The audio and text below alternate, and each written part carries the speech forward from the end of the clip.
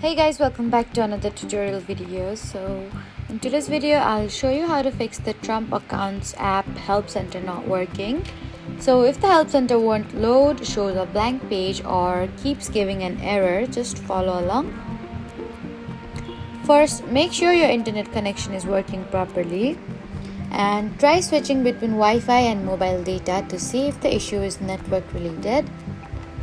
Next, completely close the Trump Accounts app and then reopen it. For that, you need to swipe up from the bottom of your screen, remove the app from recent apps, and then try opening it again. And if that doesn't help, check whether there's an update available for the app in the App Store. Also restart your iPhone and try accessing the Help Center again. And if the issue continues, go to Settings, then General, and make sure your iPhone is running on the latest version of the iOS. Finally, if none of these steps works, the help center may be temporarily unavailable due to server maintenance, so you can try again later.